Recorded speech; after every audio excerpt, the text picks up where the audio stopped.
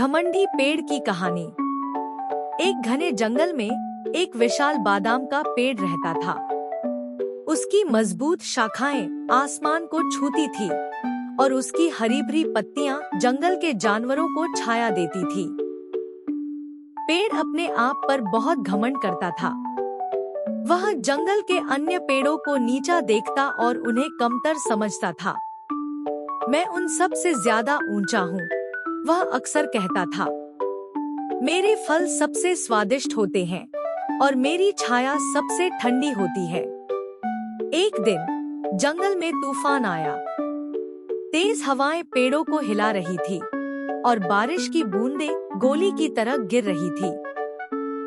सभी जानवर डरकर अपने घरों में छिप गए। लेकिन घमंडी बादाम का पेड़ नहीं डरा। वह हवाओं का सामना करता रहा और बारिश को झेलता रहा। मैं मजबूत हूँ, उसने सोचा। यह तूफान मुझे कुछ नहीं कर सकता। अचानक एक जोरदार बिजली चमकी और पेड़ की सबसे बड़ी शाखा टूट गई। शाखा जमीन पर गिर गई और पेड़ को जोरदार झटका लगा।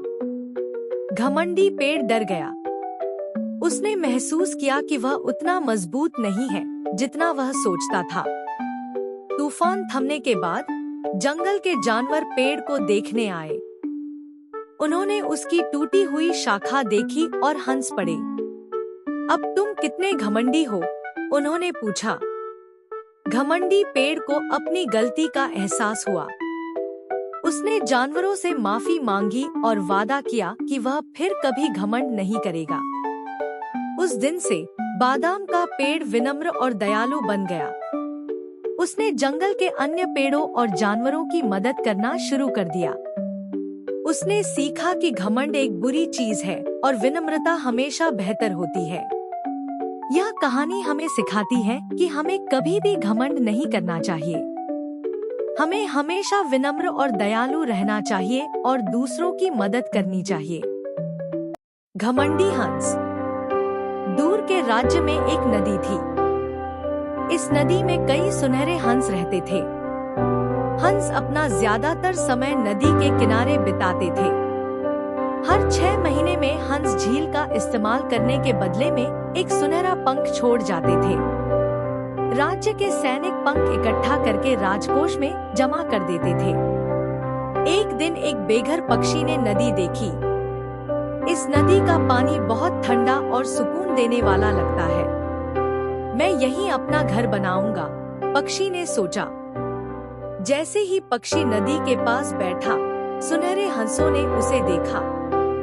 वे चिल्लाते हुए आए, यह नदी हमारी है। हम इस नदी का इस्तेमाल करने के लिए राजा को एक सुनहरा पंख देते हैं। तुम यहाँ नहीं रह सकते।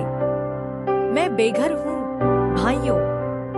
मैं भी किराया चुकाऊंगा। कृपया मुझे आश्रय दो, पक्षी ने विनती की। तुम किराया कैसे चुकाओगे? तुम्हारे पास सुनहरे पंख नहीं है, हंसों ने हंसते हुए कहा। उन्होंने आगे कहा, सपने देखना बंद करो और एक बार चले जाओ। विनम्र पक्षी ने कई बार विनती की, लेकिन अभिमानी हंसों ने पक्षी को भगा दिया। मैं उन्हें सबक सिखाऊंगा, अपमानित पक्षी ने फैसला किया। वह राजा के पास गई और बोली, हे राजा, आपकी नदी में हंस असभ्य और निर्दयी है। मैंने आश्रय के लिए भीख मांगी, लेकिन उन्होंने कहा कि उन्होंने नदी को सुनहरे पंखों से खरीदा है। राजा बेघर पक्षी का अपमान करने के लिए अभिमानी हंसों से नाराज था।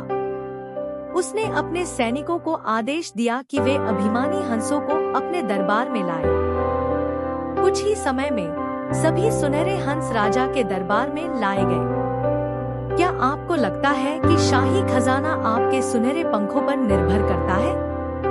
आप यह तय नहीं कर सकते कि नदी के किनारे कौन रहता है। तुरंत नदी छोड़ दो या तुम सभी के सिर काट दिए जाएंगे, राजा चिल्लाया। राजा की बात सुनकर हंस डर से कांप उठे। वे कभी वापस नहीं आए और उड़ गए। चिड़िया ने नदी के किनारे अपना घर बनाया और हमेशा खुशी खुशी वहां रहने लगी। चिड़िया ने नदी में रहने वाले सभी पक्षियों को आश्रय दिया।